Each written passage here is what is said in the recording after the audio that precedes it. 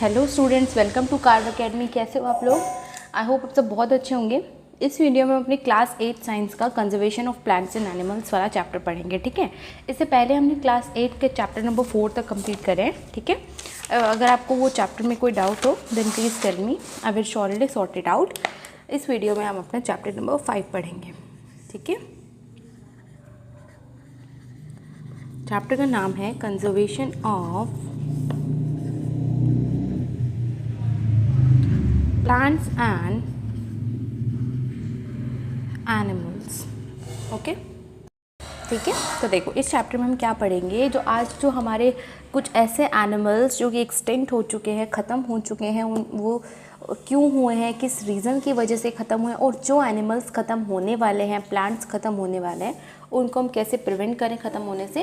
We will study all these things in this chapter. ठीक है, so we will start करते हैं। देखो, सबसे पहला है, we saw in class 7 that Paheli and Boojho had visited the forest along with professor Ahmad and Tibu. Class 7 में हमने क्या पढ़ा था? पहेली बूजो तो बच्चे थे, पूरे 7th क्लास में आपने देखा होगा ना, इस तरीके की लड़की आती थी, कुछ बोलती थी दैट इज़ पहेली एंड हिज बूजो। ठीक है, ऐसे बोलते थे कि ये तो थे ना, ये एक प्रोफेसर के साथ में, अहमद और टीबू प्रोफेसर के साथ में उन्होंने एक फॉरेस्ट का विजिट किया था। ठीक है, घूमने गए थे। They were eager to share their experiences with their classmates. वो अपने experiences से classmates के साथ share करने के लिए बहुत ही ज़्यादा eager थे, बताने के लिए। Okay, other children in the class were also eager to share their experiences as some of them had visited Bharatpur sanctuary. बाकी कुछ बच्चे थे, वो भी अपने experiences बताने के लिए बहुत ज़्यादा उत्सुक थे। क्यों? क्योंकि वो लोग भी भरतपुर सेंचुरी घूम कर आए थे। Some others had heard about Kaziranga national park, Lokchao wild life sanctuary, great Nicobar biosphere reserve and tiger reserve et cetera. ठीक है, कुछ लोग यहाँ पे घूमने गए थे, सुना था कुछ लोगों ने काजीरंगा नेशनल पार्क के बारे में, लोकचाव वाइल्ड लाइफ सेंचुरी के बारे में, great Nicobar biosphere reserve and tiger reserve के बारे में। ठीक है, तो यहाँ से हमने चैप्टर का फर्स्ट टॉपिक स्टार्ट है, that is deforestation and its causes. Deforestation क्या होता है? पेड़ों को काटना। ठीक है, पेड़ों की जो बिना सोचे समझे ऐसे पेड़ों को काटते हैं, दैट इज डिफॉरेस्टेशन। और उसके कॉजेज क्या क्या है वो हम पढ़ेंगे इधर। ठीक है, a great variety of plants and animals exist on earth. Earth के ऊपर बहुत ही ज़्यादा वैरायटी है प्लांट्स की और एनिमल्स की जो कि प्रेजेंट है। ठीक है, they are essential for the well being and survival of mankind और वेलबींग मतलब हमारे ही सर्वाइवल के लिए बहुत ही ज़्यादा ज़रूरी है। Today a major threat to survival of these organisms is deforestation. आज जो है इन सारे ऑर्गेनिजम्स के जो सर्वाइवल है बहुत ही ज़्यादा खतरे में आ चुका है। किसकी वजह से? Due to deforestation. ठीक है, We know that deforestation means clearing of forest and using that land for other purposes. हमें पता है ना डिफॉरेस्टेशन क्या होता है। डिफॉरेस्टेशन मतलब फॉरेस्ट को क्लीन करना और उस ज़मीन को अदर पर्पसेस के लिए यूज़ करना। ठीक है, तो हमने फर्स्ट डेफिनेशन पढ़ी इधर। डिफॉरेस्टेशन क्या पढ़ा है? डिफॉरेस्टेशन क्या होता है अपना? Clearing of forests and using that land और ज़मीन को यूज़ करना for other purposes.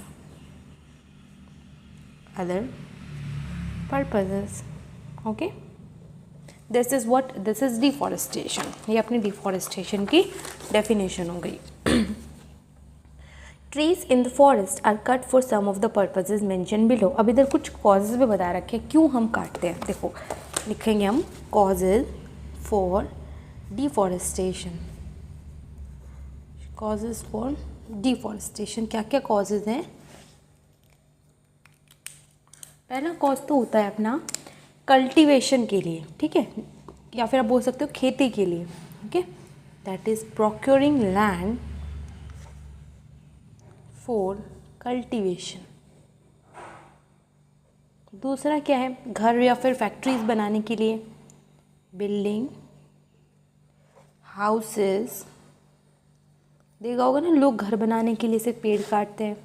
Factories and next one is लकड़ी को काट के उसका फर्नीचर बनाना या फिर उसको एज अ फ्यूल यूज़ करने के लिए। ठीक है, मेकिंग फर्नीचर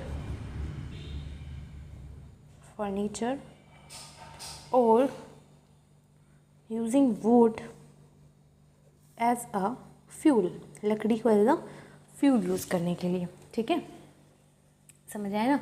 देखो ये जो डिफॉरेस्टेशन है ना, इसके कुछ और कॉज भी हैं, मतलब क्यों होते हैं, जैसे कि आप बोल सकते हो फॉरेस्ट फायर, जंगल में आग लग गई तो पूरी की पूरी पेड़ ख़त्म हो जाएंगे, या फिर बहुत ज़्यादा टाइम तक कहीं पे अगर सूखा पड़ गया, ड्रॉट हो गया, सीवियर ड्रॉट, जिसकी वजह से भी हमारे फॉरेस्ट ख़त्म हो जाते हैं। ठीक है, तो देखो इधर देखो, हमने यही पढ़ा, some of the purposes mention below, procuring land for cultivation, building houses and factories, making furniture, using wood as fuel. ठीक है, इसके बाद देखो, some natural causes of deforestation are forest fires and severe droughts. ठीक है, कुछ ऐसे droughts और ऐसे फॉरेस्ट फायर, ये भी हमारी डिफॉरेस्टेशन का एक बहुत ही बड़ा कारण है। ठीक, इधर एक एक्टिविटी है, add more causes of deforestation to your list and classify them into natural and man-made। क्या करना है, हमें डिफॉरेस्टेशन के ऐसे और कारण बताने हैं, फिर उनको ऐसे क्लासीफाई करना है, which one is natural and which one is man made. ठीक है, आपने देखा ना अभी, that is forest fire and severe droughts are classified under the category of man made causes of deforestation, and these these are natural, and the activities like building houses, factories, making furniture, using wood as a fuel, these are considered under man-made resources। ठीक है, next is consequences of deforestation. Consequences means होता है आगे चल के क्या हो जाएगा, मतलब क्या रिजल्ट रहेगा इन सब का। ठीक है, तो देखो पहेलियन पूछ record the consequences of deforestation. उन्होंने सोचा, याद किया, दे remember the deforestation increases the temperature and pollution level on the अर्थ। क्या बताया उन्होंने, क्या सोचा कि डिफॉरेस्टेशन क्या करेगा, डिफॉरेस्टेशन की वजह से तो हमारे अर्थ का टेम्परेचर बढ़ जाएगा और अर्थ के ऊपर पॉल्यूशन लेवल भी बढ़ जाएगा। ठीक है, तो ये है हमारे कॉन्सिक्वेंसेज, मतलब होते हैं नतीजे, कॉन्सिक्वेंसेज ऑफ डिफॉरेस्टेशन। ओके, क्या क्या कॉन्सिक्वेंसेज हैं, जैसे कि हो गए अपने increases temperature of earth, temperature बढ़ जाता है अर्थ का। दूसरा क्या है, पॉल्यूशन लेवल बढ़ जाता है, increases pollution level of earth. ठीक है, इसके अलावा क्या होता है, कार्बन का लेवल कार्बन डाइऑक्साइड का लेवल बढ़ जाता है, increases level of carbon dioxide in atmosphere. ठीक है, ये हमारे मेन ऐसे कॉन्सिक्वेंसेज हैं। See, they remember the deforestation increases the temperature and pollution level on the earth, it increases the level of carbon dioxide in the atmosphere. ठीक है, ground water level also gets lowered, ये भी एक consequence है। ठीक है, ground water level also gets lower. ठीक है, ये लेवल भी नीचे चला जाता है। They know that deforestation disturb the balance in nature. उनको पता है कि डिफॉरेस्टेशन जो है, पेड़ों को जो हम काटते हैं, इसकी वजह से हमारे नेचर के अंदर बैलेंस से ख़राब हो जाता है। They were told by Professor Ahmed that if cutting of trees continues, rainfall and the fertility of soil will decrease। उनको प्रोफेसर अहमद ने बताया कि अगर इसी तरीके से पेड़ों की कटाई होती रही तो हमारी जो रेनफॉल है, बारिश जो आती है, या फिर हमारी जो सॉइल की फर्टिलिटी है वो कम हो जाएगी। ठीक है, और कॉन्सिक्वेंसेस देखो और क्या क्या होता है, रेनफॉल विल डिक्रीज, और क्या है, fertility of soil is also decrease, fertility of soil will decrease। इसके अलावा क्या होता है, जो हमारे नेचुरल कैलेमिटीज़ है, जैसे कि फ्लड्स, बाढ़ होता है, ड्रोट होता है, इनकी चांसेस भी बढ़ जाते हैं। Increased chances of natural calamities, जैसे कि लाइक फ्लड्स, ड्रॉट्स। ठीक है, ठीक है, देखो नेक्स्ट इसके बाद Moreover, there will be increased chances of natural calamities such as floods and droughts. Recall that plants need carbon dioxide for photosynthesis. याद करो plants को photosynthesis के लिए क्या चाहिए, कार्बन डाइऑक्साइड की जरूरत होती है, ठीक है. Fewer trees would mean that less carbon dioxide will be used up, resulting in its increased amount in the atmosphere. देखो, अगर पेड़ कम होंगे तो वो कम कार्बन डाइऑक्साइड लेंगे अपना खाना बनाने के लिए. अगर कम कार्बन डाइऑक्साइड बनेंगे तो हमारे एटमॉस्फेयर के अंदर कार्बन डाइऑक्साइड का लेवल बढ़ जाएगा, ठीक है. जिसकी वजह से क्या होगा, ग्लोबल वार्मिंग होगी. This will lead to global warming as carbon dioxide traps the heat rays reflected by the earth. इस कार्बन डाइऑक्साइड की वजह से ग्लोबल वार्मिंग बढ़ती है. ग्लोबल वार्मिंग कैसे बढ़ती है, क्योंकि यही जो ये जो कार्बन डाइऑक्साइड है यही तो क्या काम करती है, अर्थ के ऊपर जो हीट रेज आती है उनको रिफ्लेक्ट जो करती है उसको ट्रैप करती है, पकड़ती है, ठीक है. अगर यही बढ़ जाएगा तो हमारे अर्थ के अंदर ये सब नहीं हो पाएगा, तो इसकी वजह से ग्लोबल वार्मिंग बढ़ जाएगी, ठीक है.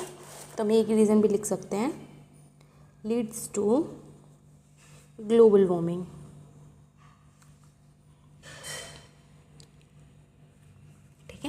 नेक्स्ट देखो, the increase in temperature on the earth disturb the water cycle and may reduce rainfall. This could cause drought. हमने बताया ना अभी नेचुरल कैलेमिटी जैसे कि ड्रॉट भी आ सकता है. ड्रॉट कैसे आएगा ये बताया इसने कि इसके वजह से क्या होगा, अर्थ के ऊपर टेम्परेचर बढ़ जाएगा, वाटर साइकिल का मेंटेनेंस ख़राब हो जाएगा, रेनफॉल कम हो जाएगी. रेनफॉल बारिश अगर नहीं होगी तो सूखा पड़ जाएगा, ठीक है. Deforestation is a major cause which lead to change in soil property. ठीक है, देखो ये भी एक इसका कॉन्सिक्वेंस है, चेंज इन सॉइल प्रॉपर्टीज़. अब ये फिज़िकल भी हो सकती है, केमिकल भी हो सकती है. फिज़िकल में तो जैसे कि उसके अंदर आप पौधे नहीं उगा सकते हो, ठीक है. Physical property of the soil it affected by plantation and vegetation. Physical property कैसे इफेक्ट होती है, प्लांटेशन और वेजिटेशन की वजह से इफेक्ट होती है, ठीक है. Fewer trees result in more soil erosion. अगर कम पौधे होंगे तो मिट्टी का कटाव ज़्यादा होगा, सॉइल इरोजन ज़्यादा होगा. सॉइल इरोजन क्या होता है, पानी का, मिट्टी का बह जाना, ठीक है. मिट्टी बहती कब है, जब उस पर कोई पौधे नहीं होंगे, उसको पकड़ के रखने वाला कोई नहीं है, तो पानी आया बह गई. अगर ज़्यादा पौधे होंगे तो मिट्टी को पकड़ के रखेंगे तो कम सॉइल इरोजन होगा, और अगर कम पौधे होंगे तो ज़्यादा सॉइल इरोजन होगा, ठीक है. Removal of the top layer of the soil exposes the lower hard and Rocky layers. मतलब अगर मिट्टी की ऊपर वाली लेयर हट गई, उसके नीचे जो हार्ड और रॉकी लेयर है ना वो सामने आ जाएगी, वो बाहर आ जाएगी. The soil has less humus and is less fertile. और जो नीचे वाली सॉइल होती है ना उसके अंदर तो ह्यूमस का कंटेंट भी कम होता है और वो फर्टाइल भी कम होती है. Gradually the fertile land gets converted into desert. This is called desertification. मतलब ये जो फर्टाइल लैंड है ना, ये ऊपर वाली जो मिट्टी की लेयर है तो बह जाएगी, नीचे वाली जो लेयर है वो फर्टाइल नहीं है, इसलिए जो फर्टाइल लेयर है इसे मरुस्थल में बदल जाएगी, डेजर्ट्स में बदल जाएगी, और इसको क्या बोलते हैं, डेजर्टिफिकेशन, ठीक है. Leads to desertification. What is desertification? If someone asks you, what will you say? The desertification is a process in which fertile land get converted into desert. ठीक है. Next is deforestation also lead to a decrease in water holding capacity of soil. Water holding capacity of soil होता है किसी भी मिट्टी के अंदर जितना हम पानी डालते हैं पूरे का पूरा पानी वो एब्जॉर्ब कर लेती है, ठीक है. अगर हम पेड़ों को काट देंगे, डिफॉरेस्टेशन करेंगे, जिसकी वजह से मिट्टी का जो वाटर होल्डिंग कैपेसिटी है वो भी क्या हो जाएगी, ख़राब हो जाएगी, ठीक है, बहुत ही कम हो जाएगी. The movement of water from the soil surface into ground is reduced. मतलब ये जो पानी का मूवमेंट है ना, सॉइल से लेके ऐसे ग्राउंड नीचे तक जाता है, वो भी कम हो जाएगा. नीचे तक पानी नहीं जा पाएगा, पानी ऊपर ही रह जाएगा. अगर पानी ऊपर रह जाएगा तो वहाँ पे फ्लड्स जैसी कंडीशंस पैदा होगी, बाढ़ आ जाएंगी, ठीक है. The other property of the soil like nutrient content, texture और etc. also change because of deforestation. इसके अलावा हमारी सॉइल के अंदर प्रॉपर्टी जैसे कि न्यूट्रिएंट का कंटेंट हो गया, टेक्सचर हो गया, ये सब भी क्या होता है, इसकी वजह से हमारी डिफॉरेस्टेशन की वजह से ही ये सब होता है, ठीक है. इसके बाद देखो, we have studied in class 7 that we get many product from forest. हमने एक और क्लास 7 में एक और चीज़ क्या पढ़ी थी कि हमें फॉरेस्ट से बहुत सी चीज़ें मिलती है, प्रोडक्ट्स मिलते हैं. List these products. Will we face shortage of these product if we continue cutting trees. हमें पहले तो लिस्ट बनानी है उन प्रोडक्ट्स की, उसके बाद बोलना है कि हम अगर इसी तरीके से पेड़ों को काटते रहे तो क्या हमें इन प्रोडक्ट्स की शॉर्टेज हो जाएगी, कमी हो जाएगी। ऑफकोर्स हो जाएगी। ठीक है, पेड़ों से हमें क्या क्या मिलता है, फ्रूट्स मिलते हैं, शेड मिलते हैं, वेजिटेबल्स मिलती हैं।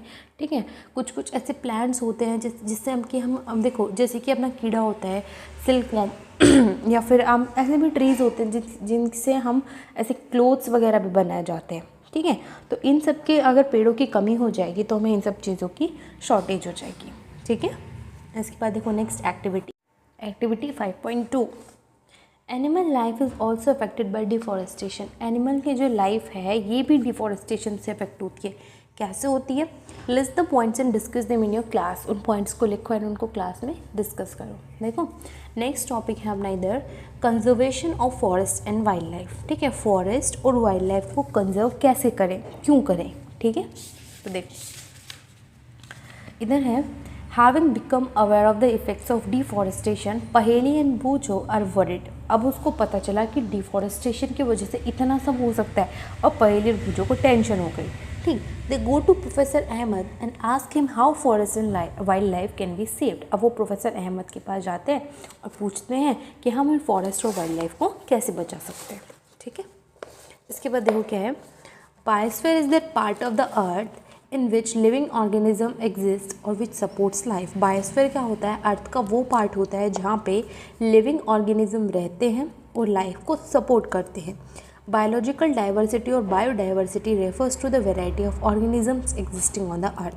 बायोलॉजिकल डाइवर्सिटी या फिर बायोडाइवर्सिटी जो होती है इसकी वजह से क्या होता है, एक वैरायटी ऑर्गेनिजम्स की, बायोडाइवर्सिटी मतलब ऑर्गेनिजम्स की वैरायटी होनी, bio means many, diversity means variety. ठीक है, अर्थ के ऊपर their inter relationships and their relationship with the environment. Inter relationship होता है दो अलग अलग स्पीसीज़ के बीच का relationship and the relationship with the environment. ठीक है, इसके बाद देखो क्या होता है, professor Ahmed organizes a visit to biosphere reserve Paheli and बूचो and their classmate. अब प्रोफेसर अहमद, पहेली, बूचो और उनके क्लासमेट्स के लिए एक ट्रिप प्लान करते हैं कहा कि बायोस्फीयर रिजर्व।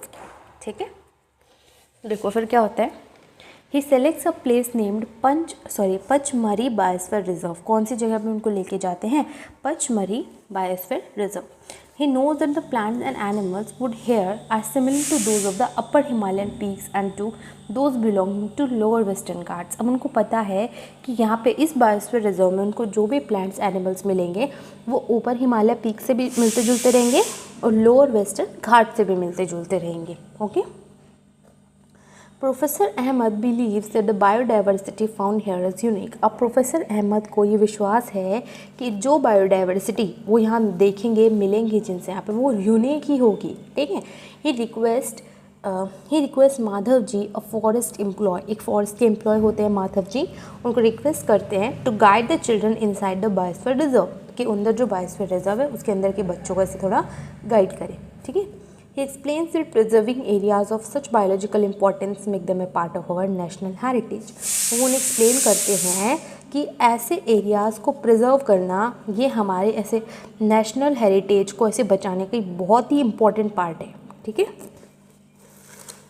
इसके बाद देखो क्या है, Madhav ji explains to the children that apart from our personal efforts and effort to the society government agencies also take care of the forest and animal. अब माधव जी ने बताते हैं कि हम अपने पर्सनल एफर्ट और ये जो चीज़ें कर रहे हैं ना, मेहनत कर रहे हैं, इसके अलावा सोसाइटी के अलावा, मेहनत के अलावा गवर्नमेंट एजेंसी भी है बहुत सी जो इससे फॉरेस्ट और एनिमल्स को बचाती है। ठीक है, इधर देखो इसके अंदर क्या लिखा हुआ है, to protect our flora and फोना।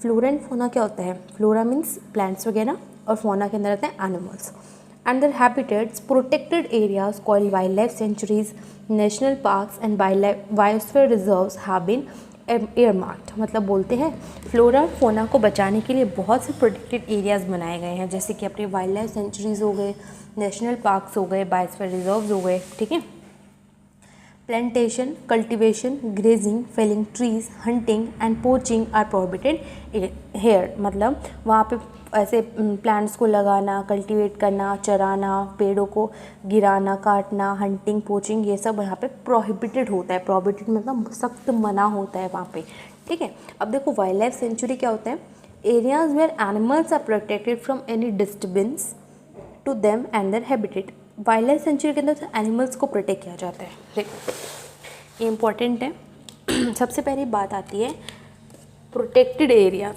ठीक है, प्रोटेक्टेड एरियाज।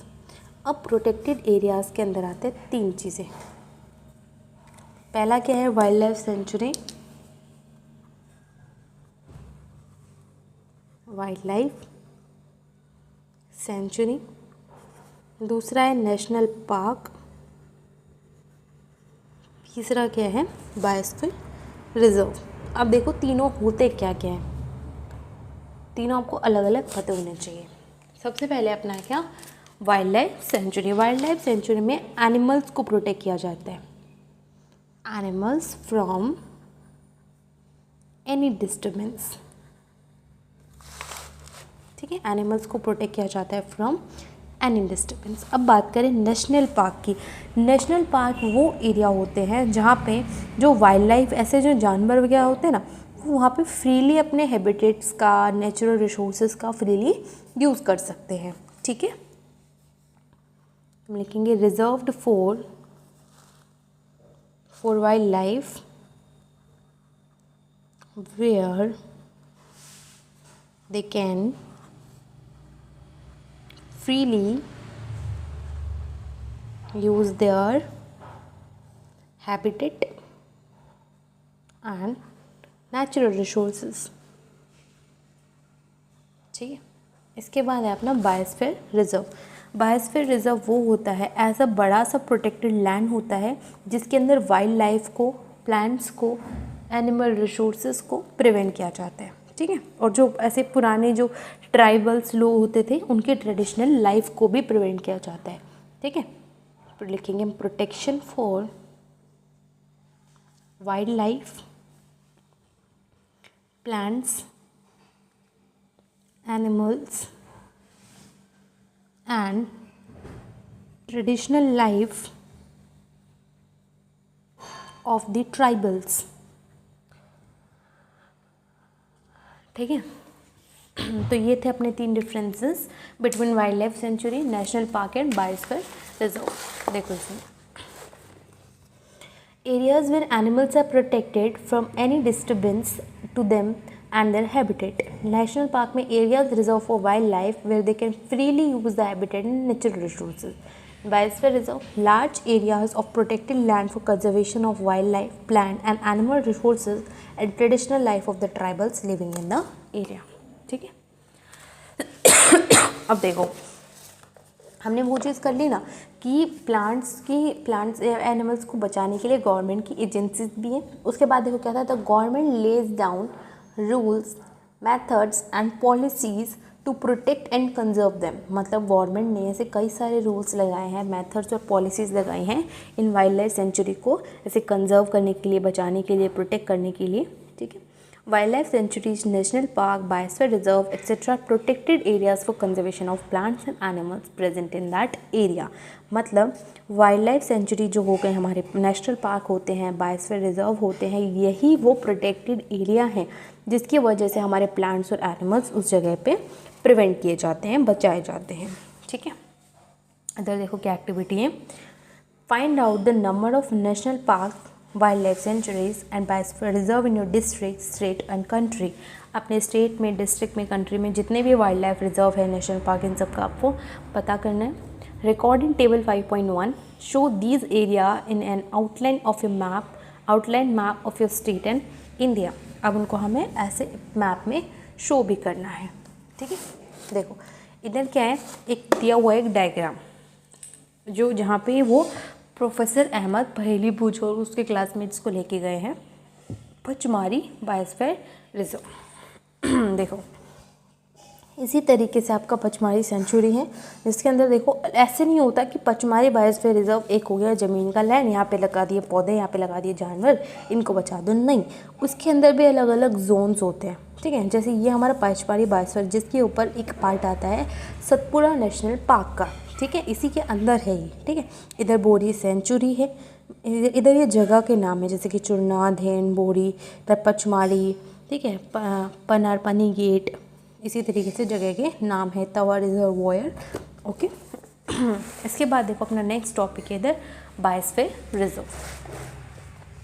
बायोस्फीयर रिजर्व में देखो children along with professor Ahmad and Madhav ji enter the biosphere reserve area. अब जो बच्चे हैं प्रोफेसर अहमद के साथ, माधव जी के साथ बायोस्फीयर एरिया के अंदर एंटर करते हैं, ठीक, जाते हैं उसके अंदर। Madhav ji explains that biosphere reserve are the area main for conservation of biodiversity. Biosphere reserve वो एरिया होते हैं जिसके अंदर बायोडाइवर्सिटी को कंजर्व किया जाए। बायोडाइवर्सिटी मीन्स पूरे अलग अलग टाइप की डाइवर्सिटी, अलग अलग टाइप की वैरायटीज़ को वहाँ पे प्रोटेक्ट किया जाता है, ठीक है। As you are aware that biodiversity is the variety of plants, animals and microorganisms generally found in area। हमें पता है बायोडाइवर्सिटी वो वैरायटी होती है प्लांट्स की, एनिमल्स की, माइक्रो ऑर्गेनिजम्स की, जो किसी एरिया में पाई जाती है। The Biosphere Reserve help to maintain the biodiversity and culture of that area। Biosphere reserve क्या होता है, उस एरिया के जितने भी जानवर हैं, जितने भी प्लांट हैं, उनकी कल्चर को बचा के रखना, मेंटेन रखना कि वो ख़त्म ना हो जाए, ठीक। बायोस्फीयर रिजर्व में also contain other protected areas in it. देखो ये बोला ना कि बायोस्फीयर रिजर्व के अंदर और भी प्रोटेक्टेड एरिया होते हैं, जिसके अंदर ही होते हैं, ठीक है। जैसे कि the Pachmarhi biosphere reserve consist of one national park, एक नेशनल पार्क है इसके अंदर जिसको बोलते हैं सतपुरा, और 2 वाइल्ड लाइफ सेंचुरीज है, बोरी एंड पचमारी, ठीक है। ये बोरी सेंचुरी एंड ये पचमारी सेंचुरी, 2 इसके अंदर सेंचुरीज है, ठीक है। समझ आया? ये था अपना क्या, पचमारी नेशनल बायोस्फीयर रिजर्व के बारे में। देखो पहले हमने अभी तक क्या क्या पढ़ा, पहले हम वो रिवाइज कर लेते हैं। देखो पहले हमने सबसे पहले पढ़ा डिफॉरेस्टेशन के बारे में। Deforestation means clearing of forest and using that land for various purposes, ठीक है। Causes for deforestation involve procuring land for cultivation, building houses, factories, making furniture of using wood as a fuel, ठीक है। ये जो forest fire, severe drought, ये हमारे natural causes है किसकी, डिफॉरेस्टेशन के, ठीक। इसके बाद है डिफॉरेस्टेशन की वजह से क्या क्या होगा, अर्थ का टेम्परेचर बढ़ जाएगा, अर्थ के ऊपर पॉल्यूशन लेवल बढ़ जाएगा, CO2 का कंटेंट बढ़ जाएगा एटमॉस्फेयर के अंदर, ग्राउंड वाटर लेवल भी नीचे चला जाएगा, रेनफॉल कम हो जाएगी, फर्टिलिटी कम हो जाएगी, नेचुरल कैलामिटी जैसे कि फ्लड्स, ड्रॉट, इनके चांसेस बढ़ जाएंगे, ग्लोबल वार्मिंग हो जाएगी, सॉइल की प्रॉपर्टीज़ में चेंज आ जाएगा, डिजर्टिफिकेशन हो जाएगा, ठीक है। देन हमने कुछ प्रोटेक्टेड एरियाज़ के बारे में पढ़े, wild life sanctuary, national park and biosphere reserve, ठीक है।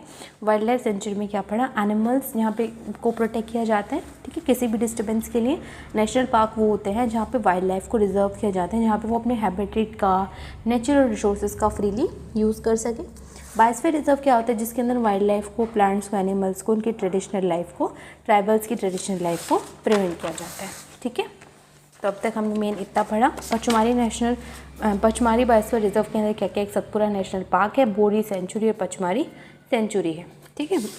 इसके बाद अपना नेक्स्ट है इधर एक एक्टिविटी है। देखो एक्टिविटी में क्या है, list the factors disturbing the biodiversity of your area. आपके एरिया के जो बायोडाइवर्सिटी है उसको जो भी ख़राब कर रहे हैं, डिस्टर्ब कर रहे हैं, हमें उनको लिखना है उन फैक्टर्स को, ठीक है। Some of this factors and human activities may disturb the biodiversity unknowingly. और इनके अंदर से कुछ ऐसे फैक्टर्स होंगे, कुछ ऐसी ह्यूमन एक्टिविटीज़ होंगी जिनको पता भी नहीं होगा कि ये बायोडाइवर्सिटी को अफेक्ट कर रही है। अननोइंग मतलब बिना किसी ऐसे स्वार्थ के वो हार्म कर रही है इनको, ठीक है। List these human activities, how can these be checked.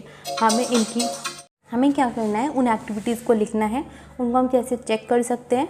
Discuss in your class and right a brief report in your notebook. अपनी क्लास में से डिस्कस करो और फिर उसका ब्रीफ नोट लिखो नोटबुक में, ठीक है। इसके बाद अपना नेक्स्ट टॉपिक आता है इंपॉर्टेंट, फ्लोरा एंड फोना। देखो हम लिखेंगे अपनी हेडिंग क्या, flora and fauna. Flora and फोना। देखो, as the children walk around the biosphere reserve, depreciate the green wealth of the forest. देखो जब बच्चे ऐसे बायोस्फीयर रिजर्व के अंदर घूम रहे थे तो फॉरेस्ट के अंदर ऐसे हरा हरा देखकर ना बहुत ही खुश हो गए, बहुत अप्रिशिएट कर रहे थे उसको, ठीक है। They are very happy to see tall teak trees and animals inside the forest. वो उसके अंदर जितने भी से लंबे लंबे टीक के पेड़ थे और उनके अंदर जो भी एनिमल्स थे उनको देख के बहुत ही ज़्यादा खुश हो रहे थे। Suddenly Paheli finds a rabbit and wants to catch it. अब पहेली को क्या दिख जाता है, रैबिट दिख जाता है और उसको पकड़ने की वो कोशिश करती है। She starts running after it. उसको पीछे पीछे भागने की वो कोशिश करती है, भागने लगती है। प्रोफेसर अहमद स्टॉप्स हर, उसको रोक देते हैं professor. He explain that animals are comfortable and happy in their own habitat. Animals जो हैं अपने खुद के हैबिटेट में ज़्यादा कंफर्टेबल और खुश रहते हैं, ठीक है। We should not disturb them, हमें उन्हें डिस्टर्ब नहीं करना चाहिए।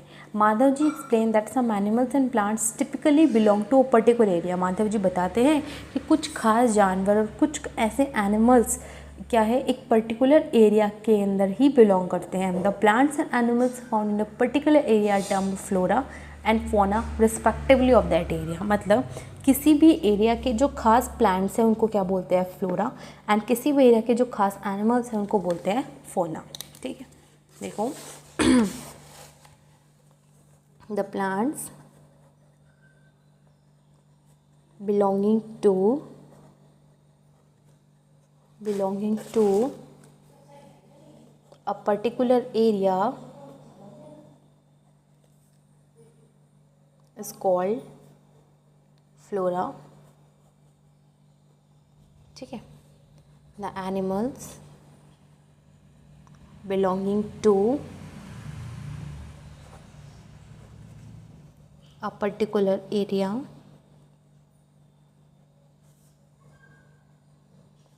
is called fauna, ठीक है। ये अपने क्या फ्लोरा एंड फोना की डेफिनेशन। इसके बाद देखो क्या है, sal, teak, mango, jamun, silver ferns, arjun etcetera the flora and chinkara, blue bull, barking deer, chital, leopard, wild dog, wolf are the example of fauna. किसकी एग्जाम्पल है, पचमारी बायोस्फीयर रिजर्व, मतलब पचमारी बायोस्फीयर रिजर्व के अंदर ये प्लांट्स और ये एनिमल्स पाए जाते हैं। जैसे कि ये फिगर है, ये किसकी फिगर है, वाइल्ड डॉग की फिगर है, यानी कि ये है चीतल की एंड दिस इज़ वुल्फ, ठीक है। ये लेपर्ड है, फर्न, और ये जामुन का ट्री, ठीक है। ये अपने क्या है, flora and fauna of Pachmarhi biosphere reserve, ठीक। इसके बाद देखो क्या एक्टिविटीज़ हैं। Activity 5.5, try to identify the flora and fauna of your area and list them. अपने एरिया के फ्लोरा एंड फोना को लिखो, उनकी लिस्ट बनाओ, ठीक। देखो पहले हम लिखेंगे पचमारी नेशनल रिजर्व की फ्लोरा एंड फोना।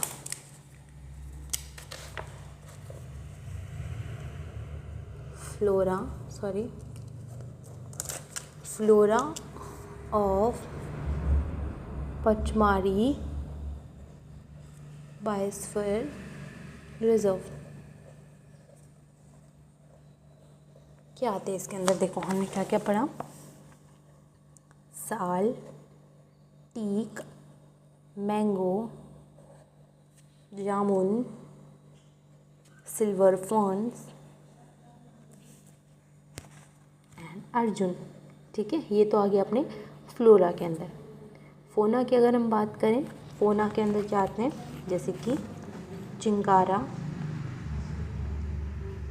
Blue bull, barking deer, chital, leopard, wild dog, wolf etcetera, ठीक है। किसके ये पचमारी बायोस्फीयर रिजर्व के, ठीक। इसके बाद अपना नेक्स्ट टॉपिक है एंडेमिक स्पीसीज। एंडेमिक स्पीसीज मतलब देखो किसी भी पर्टिकुलर एरिया की जो स्पीसीज होती है उसको बोलते हैं एंडेमिक स्पीसीज, ठीक। देखो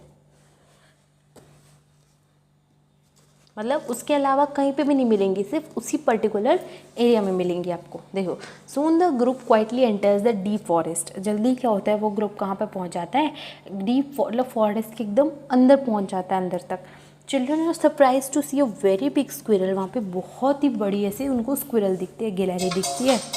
दे are very curious to know about it, ठीक है। Sorry, the squirrel has a big fluffy tail, उसकी बड़ी सी लंबी सी पूँछ थी, ठीक है, फ्लफ़ी थी, और उसको देख के बहुत ही ज़्यादा क्यूरियस हो गए। Okay, Madhavji tells them that this is known as the giant squirrel and is endemic to this area. Madhav ji ने बताया कि ये जो है इसको जायंट स्क्विरल बोलते हैं और ये इस एरिया की एंडेमिक स्पीसी है, मतलब कि सिर्फ इसी एरिया में पाई जाती है, इसके अलावा कहीं पे भी नहीं मिलेगी। जैसे कि endemic species are those species of plants and animals which are found exclusively in an particular area that not naturally found anywhere else, ठीक।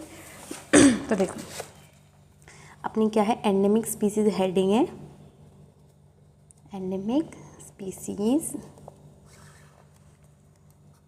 these are the species which are found exclusively in an area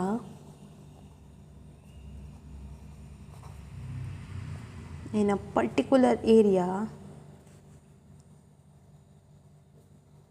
and not found anywhere else,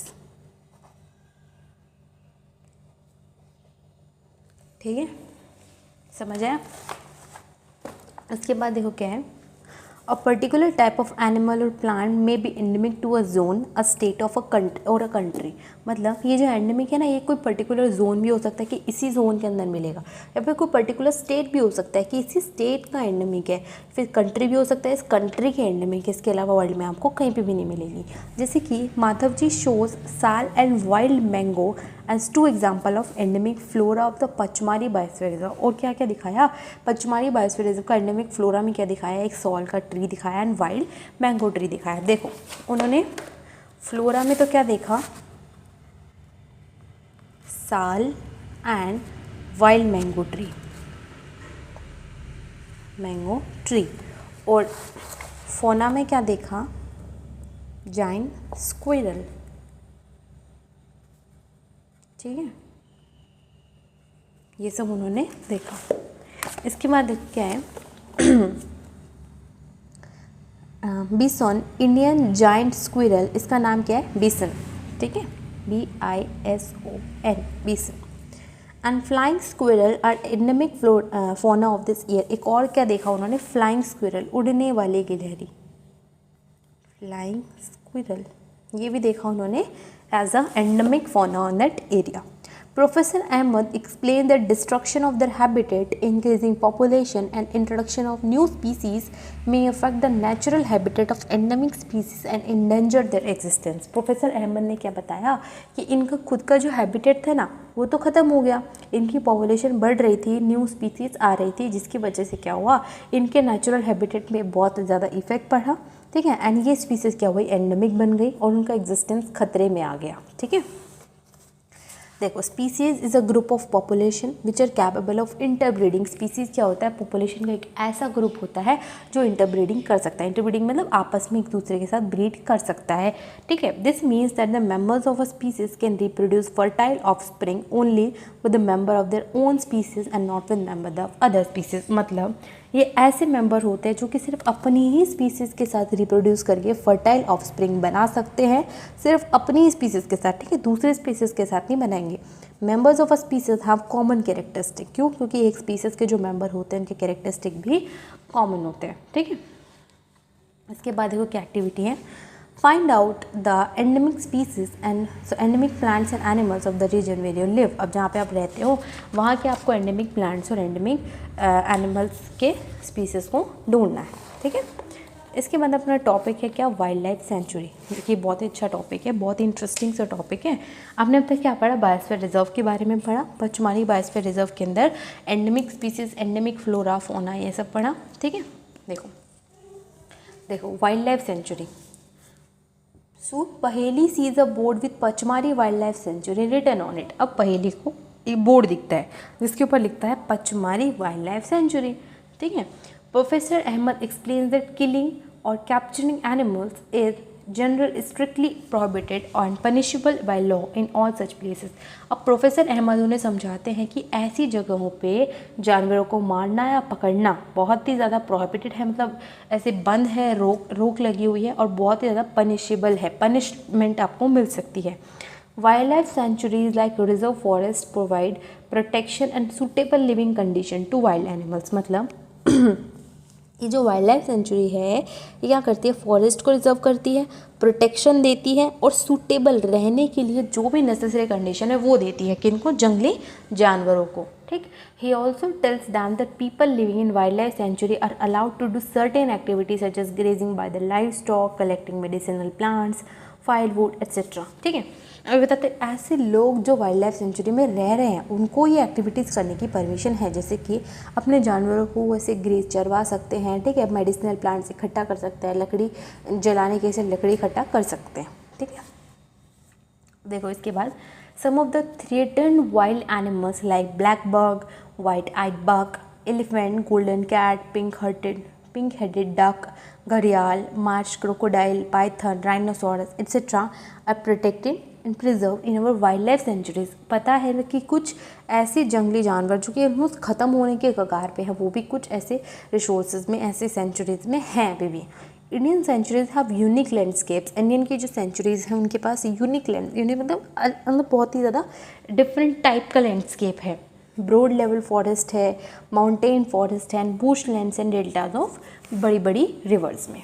ठीक है, देखो it is a pity that even protected forests are not safe because people live in neighborhood encroach upon them and destroy them। अब देखो मैंने आपको बोला ना कि जो लोग वहाँ पे रह रहे हैं वो ये सब कर सकते हैं, कुछ ऐसे उनको अलाउ है, लेकिन ये भी थोड़ी सी दया की बात है कि देखो कि ये जो प्रोटेक्टेड फॉरेस्ट है ये भी जानवरों के लिए सेफ नहीं, क्योंकि जो लोग वहाँ पे रह रहे हैं, उनके पड़ोस में रह रहे हैं, उनके ऊपर कुछ ना कुछ तो करेंगे ही। ठीक है, उनको डिस्ट्रॉय कर देते हैं। Children are reminded of their visit to the zoo. अब बच्चों को ना उनकी जू की यात्रा याद आ गई। ठीक, they recall that zoos are also place where animal receive protection. अब उनको याद आता है जू भी तो एक जगह है जहाँ पे एनिमल्स को प्रोटेक्शन मिलती है। तो एक जू में और वाइल्ड लाइफ सेंचुरी में डिफरेंस क्या है। ठीक, अब देखो इधर क्या एक एक्टिविटी है, विजिट ना नियर बाय जू। अपने आस पड़ोस के किसी आसपास के जू पे विजिट करो।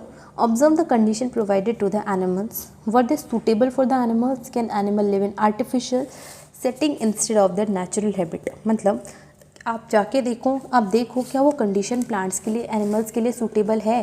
ठीक है, in your opinion will the animals be comfortable in a zoo और इन देयर नेचुरल हैबिटेट। अब बताओ कि जानवर जो हैं किसी जू में कंफर्टेबल होंगे फिर किसी नेचुरल हैबिटेट में कंफर्टेबल है। जू में तो क्या एक पिंजरा सा लगा देते हैं, एनिमल को वहाँ पे बांध के रख देते हैं। नेचुरल हैबिटेट जो वाइल्ड लाइफ सेंचुरीज के अंदर जानवरों को खुला छोड़ा जाता है। ठीक, समझ आया। इसके बाद देखो क्या है अपनी हेडिंग, नेशनल पार्क। देखो पहले हम थोड़ा सा अपना वाइल्ड लाइफ सेंचुरी के बारे में लिखते हैं। Wild life sanctuary. ठीक, देखो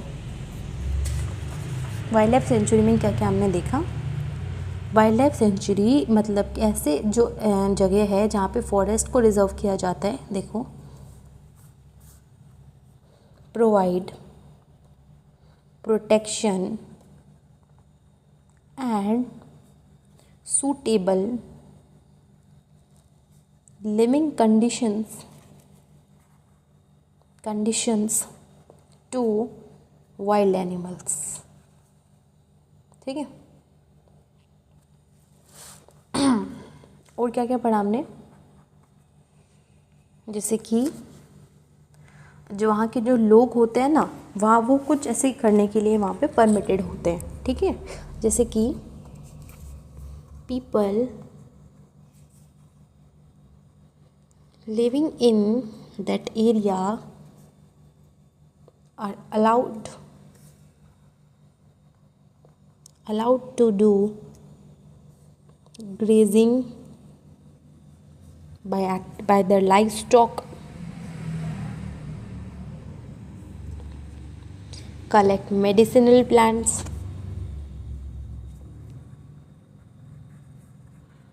और क्या है, फायरवुड एट्सेट्रा। ठीक है। और क्या है, वहाँ पे जानवरों को मारना पकड़ना ये बहुत ही ज़्यादा प्रोहिबिटेड एंड पनिशेबल है, ठीक है। तो हम लिखेंगे किलिंग और capturing animals is strictly prohibited and punishable, ठीक है, by law in all such places। ऐसी जगहों पे ये सब करना बहुत ही ज़्यादा पनिशेबल है, ठीक है। फिर वो जू की बात करते हैं। देखो जू में क्या होता है, एनिमल्स को बांध के रखा जाता है। Animals are kept in cage, पिंजरे में रखा जाता है।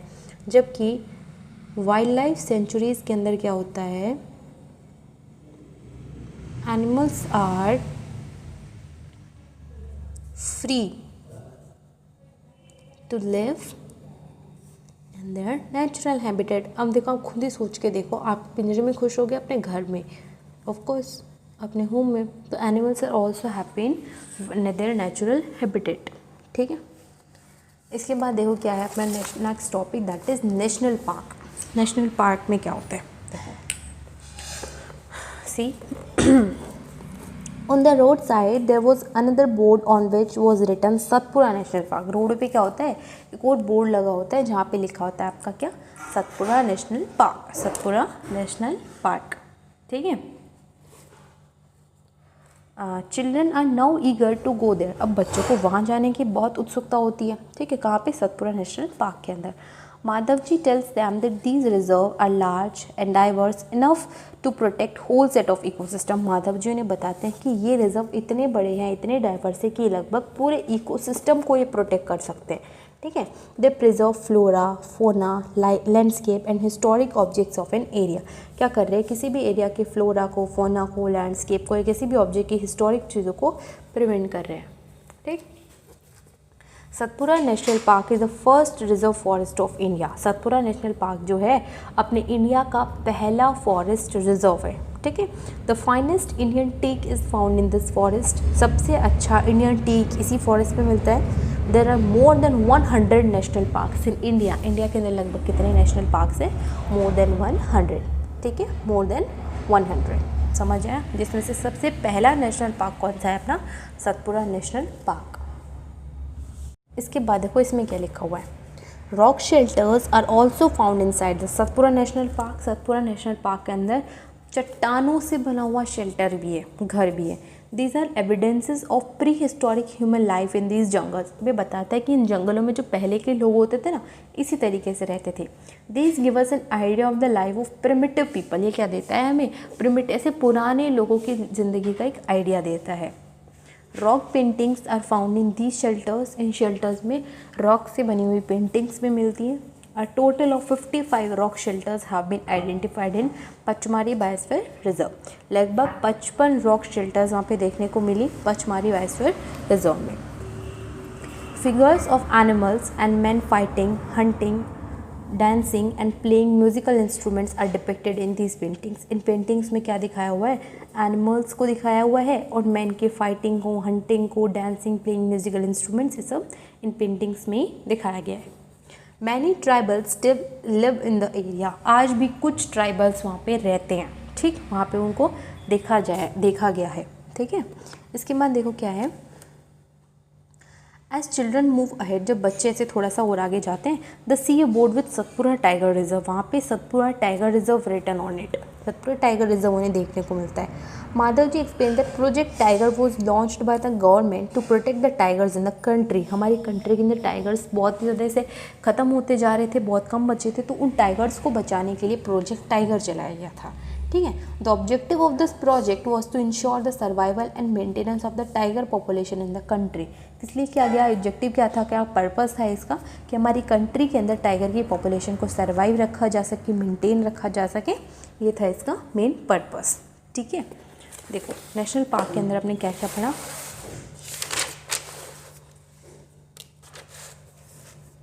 National park,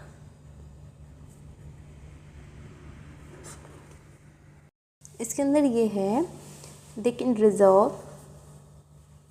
preserve whole set of ecosystem, ठीक है। और क्या बताया इन्होंने, हमने क्या पढ़ा कि जो सतपुड़ा नेशनल पार्क है फर्स्ट नेशनल पार्क है इंडिया का। Satpura national park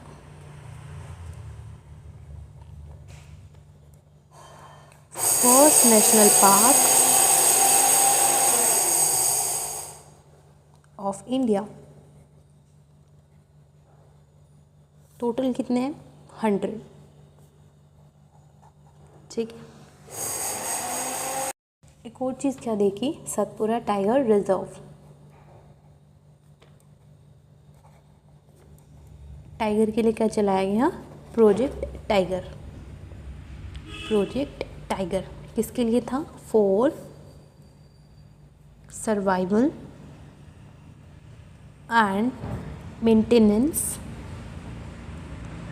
of tiger population in country. ठीक, अब देखो भूजो बोलता है, a tiger still found in this forest, I hope I can see a tiger. देखिए इस फॉरेस्ट में आज भी टाइगर है, ठीक है। Tiger is one of the many species which are slowly disappearing from our forest. Tiger जो है ये वन ऑफ दो स्पीसीज हैं जो कि धीरे धीरे हमारे फॉरेस्ट से ख़त्म हो रहे हैं। लेकिन Satpura tiger reserve is unique in the sense that a significant increase in the population of tiger has been seen there. Satpura tiger reserve जो है इस चीज़ में बहुत ही ज़्यादा यूनिक है कि आज भी वहाँ पे टाइगर की पॉपुलेशन बढ़ती हुई दिखती है, ठीक है। Once upon a time animals like lions, elephants, wild buffaloes, barasingha were also found in Satpura national park. एक टाइम पे ना सतपुड़ा नेशनल पार्क के अंदर ये सारे जानवर भी मिलते थे, ठीक है। Animals whose number are diminishing to a level that they might face extinction are known as the endangered species। मतलब ऐसे एनिमल्स जो कि धीरे धीरे कम हो रहे हैं, वो एक्सटिंक्शन की तरफ बढ़ते जा रहे हैं, ख़त्म नहीं हुए, होने वाले हैं, उनको बोलते हैं क्या? एंडेंजर्ड एनिमल्स, ठीक है। इधर हमने एक नई चीज़ क्या सीखी? Endangered animals. देखो एंडेंजर्ड एनिमल्स, ठीक है। इसमें हम लिखेंगे animals whose number are diminishing to a level that they might face extinction are known as endangered animals, ठीक है, समझ आया। नेक्स्ट देखो, Boojho is reminded of the dinosaurs which become extinct a long time ago. Boojho को ना dinosaurs याद आ जाते हैं जो बहुत टाइम पहले एक्सटिंक्ट हो चुके, ख़त्म हो चुके, ठीक है। Survival of some animals has become difficult because of disturbance in their natural habitat. Animals की जो सर्वाइवल है ना डिफ़िकल्ट इसलिए हो गया है क्योंकि उनके नेचुरल हैबिटेट में डिस्टर्बेंस आ गए, ठीक है। Professor Ahmed tells them that in order to protect plants and animals, strict rules are imposed in all national park। Professor Ahmad बताते हैं कि इन प्लांट्स और एनिमल्स को बचाने के लिए स्ट्रिक्टली रूल्स भी लगाए जाते हैं नेशनल पार्क्स के अंदर। Human activities such as grazing, poaching, hunting, capturing of animals और collection of firewood, medicinal plants etcetera not allowed. अब ऐसी एक्टिविटी जैसे कि चराना, जानवरों को मारना, शिकार करना, पकड़ना, फायरवुड कलेक्ट करना, मेडिसिनल प्लांट्स कलेक्ट करना, ये सब भी अलाउ नहीं है, ठीक है। देखो, are only big animals facing extinction, क्या सिर्फ बड़े जानवर एक्सटिंक्ट होते हैं, ऐसा पहेली सोच रही है, ठीक है। अब माधव जी जवाब देते हैं दैट पहेली that small animals are much more in danger of becoming extinct than the bigger animals. कहता है कि जो छोटे जानवर होते हैं ना वो ज़्यादा खतरे में होते हैं बड़े एनिमल से, ठीक है। At times we kill snakes, frogs, lizards, bats and owls ruthlessly without realizing their importance in the ecosystem। हम भी आजकल भी कितने सांपों को मार देते हैं, घर में सांप निकल गया मार दिया उसको, फ्रॉग्स को मार देते हैं, लिजार्ड्स को, बैट्स को, ओल्स को बिना कुछ सोचे समझे मार देते हैं, उनकी इकोसिस्टम में कोई इंपॉर्टेंस जाने बिना ही, ठीक है। By killing them we are harming ourselves, हम उन्हें मार के उनको हार्म नहीं कर रहे हैं, हम उन्हें मार के खुद को हार्म कर रहे हैं। They might be small in size but the role in the ecosystem can not be ignored, हाँ उनका साइज़ छोटा है लेकिन इकोसिस्टम के अंदर जो उनका रोल है ना, हम उसको इग्नोर नहीं कर सकते। ठीक, they form part of food chain and food webs, food chain और फूड वेब्स का ये पार्ट भी हैं। ठीक है, an ecosystem is made of all the plants, animals and micro organisms in an area along with non-living components such as climate, soil, river deltas। Ecosystem क्या होता है, जितने भी एनिमल्स है, प्लांट्स है, माइक्रो ऑर्गेनिज्म है, सबको मिला के इसके अंदर नॉन लिविंग कंपोनेंट भी आते हैं, जैसे कि क्लाइमेट, सॉइल, रिवर डेल्टा, ये सब मिला के हमारा क्या बनता है, इकोसिस्टम बनता है। ठीक है, इकोसिस्टम की डेफिनेशन भी लिख लो। देखो, an ecosystem is made of plants, animals, microorganisms with non-living components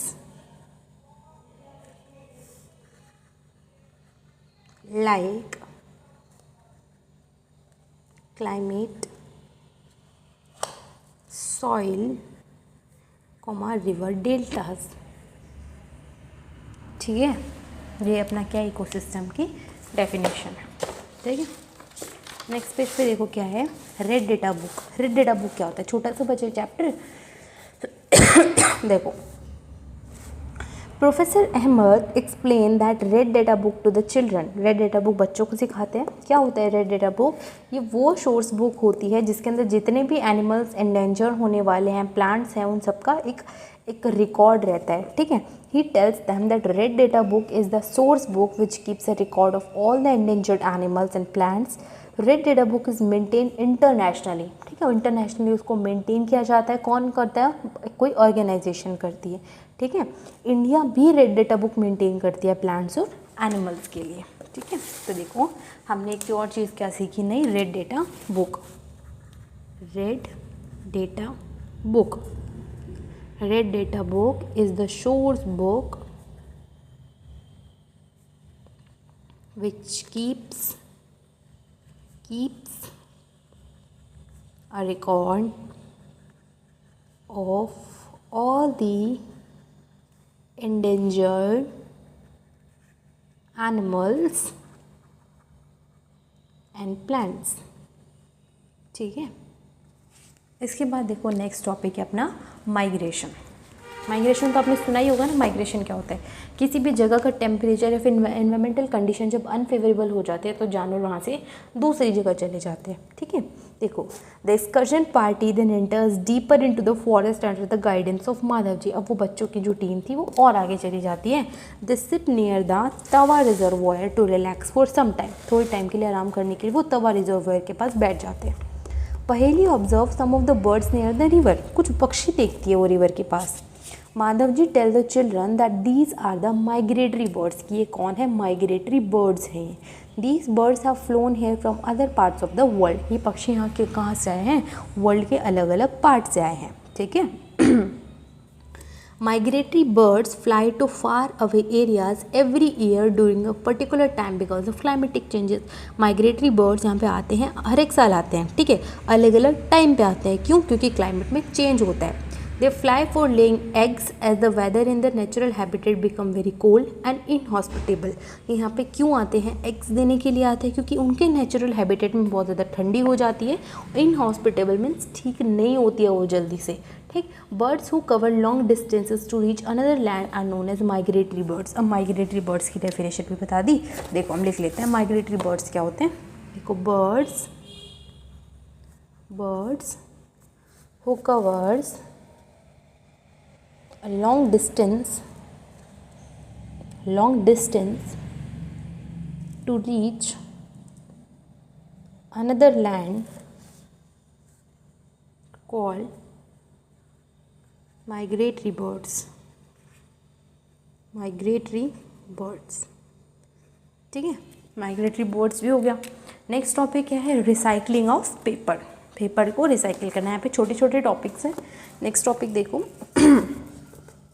professor Ahmad draws attention of the children to another cause of deforestation. Professor Ahmad एक और कारण बताते हैं डिफॉरेस्टेशन का। क्या बताते हैं? He tells them it take 17 full grown trees to make 1 ton of paper. कहते हैं कि 1 टन पेपर बनाने के लिए 17 पूरे पेड़ लगते हैं। ठीक है, therefore we should save paper, इसलिए हम पेपर को भी बचाना चाहिए। Professor Ahmad also tell that paper can be recycled 5 to 7 times for use. उन्हें बताते हैं कि पेपर को हम 5 से 7 बार रिसाइकिल कर सकते हैं। ठीक है, एक बार यूज़ किया उसको रिसाइकलिंग के लिए दे दिया। ठीक है, ऐसे 5 से 7 बार।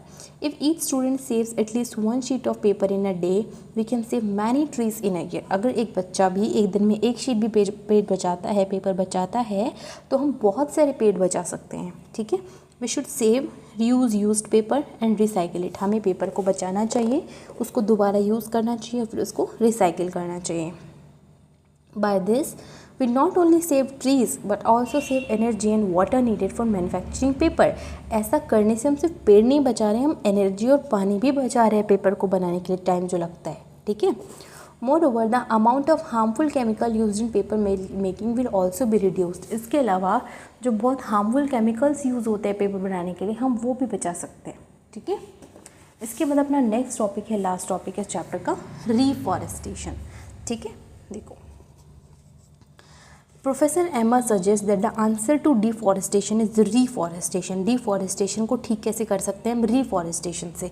Reforestation is restocking of the destroyed forest by planting new trees. मतलब जो खराब जो जंगल हैं उनकी जगह पे नए पेड़ उगा के। ठीक है, the planted trees should generally be the same species which were found in that forest. Planting trees जो है उसी स्पीसीज़ की हमें उसी पेड़ को लगाना चाहिए जो उस जगह पे फॉरेस्ट पे पाई जाती है। We should plant at least as many trees as we cut. लगभग हमें उतने पेड़ तो लगाने ही चाहिए जितने हम काट रहे हैं। ठीक, reforestation can take place naturally also, naturally भी हो सकता है ये। If the deforested area is left undisturbed it reestablishes itself. अगर हम कोई डिफॉरेस्टेड एरिया को, कटे हुए एरिया को ऐसे छोड़ दे खाली, तो वो खुद भी अपने पौधे वापस उगा लेते हैं। ठीक है, in natural reforestation there is no role of human beings. Humans की कोई ज़रूरत नहीं होती। We have already cause tremendous damage to forest. हम तो पहले ही तरह नुकसान कर चुके हैं। ठीक है, if we have to retain our green wealth for future generations plantation of more trees is the only option. अगर हम अपनी फ्यूचर जनरेशंस को ऐसे ग्रीन वेल्थ दिखाना चाहते हैं तो इसके लिए हमें प्लांटेशन आखिरी ऑप्शन बचा है। ठीक है, पेड़ों को उगाना। Professor Ahmad told that in India we have the forest act. India के अंदर क्या है? फॉरेस्ट एक्ट है। This act is aimed at preservation and conservation of natural forest and meeting the basic need of the people living in or near the forest। ये act का काम क्या है? नेचुरल फॉरेस्ट को बचाना। ठीक है, और लोगों की जो ज़रूरत है जो फॉरेस्ट के आसपास रह रहे हैं उनको पूरा करना। ठीक है, after some rest Madhav ji asked the children to start heading back because it is not advisable to stay in the jungle after sunset। अब थोड़ी देर के बाद माधव जी कहते हैं कि बच्चों को कि चलो हम वापस चलते हैं क्योंकि सनसेट के बाद जंगल में रुकना ठीक नहीं है। On getting back professor Ahmad and the children thank Madhav ji for guiding them through his exciting experience. पूरे वापस आने के बाद प्रोफेसर अहमद और बच्चे उन्हें थैंक्स बोलते हैं कि उन्हें इस जंगल में घुमाया, और उनके एक्साइटिंग एक्सपीरियंस के लिए भी थैंक्स बोलते हैं। ठीक है, तो यहाँ पे अपने चैप्टर ख़त्म होता है। आपको ये चैप्टर अच्छे से समझ आना चाहिए। कोई डाउट हो देना आप प्लीज़ मुझे बताइए। ठीक है, इस चैप्टर में हमने बेसिकली बहुत सारी चीज़ों को पढ़ा। एनिमल्स प्लांट्स को बचाने के लिए पढ़ा। इस चीज़ से हमें ये भी पता चला कि हमें प्लांट्स के और एनिमल्स की कितनी ज़रूरत है। ठीक है, आज हम भी बहुत सारे पेपर्स को ऐसे कुछ भी लिखते हैं, कॉपी आधा पेज पता फेंक दिया। ठीक है, ऐसे नहीं करना चाहिए, हमें पेजों को बचाना चाहिए, पेपर्स को, जिसकी वजह से हम अल्टीमेटली पेड़ों को बचाएंगे। ठीक है, पेड़ों को बचाएंगे जिसकी वजह से हमारी अर्थ जो है ग्लोबल वार्मिंग से बची रहेगी। ठीक है, सो नेक्स्ट वीडियो में हम इसके क्वेश्चन आंसर्स करेंगे। आपको इस चैप्टर में कोई भी डाउट हो then please tell me, I will sort it out. So till then thank you very much. If you like this video subscribe this channel and like this video. Thank you.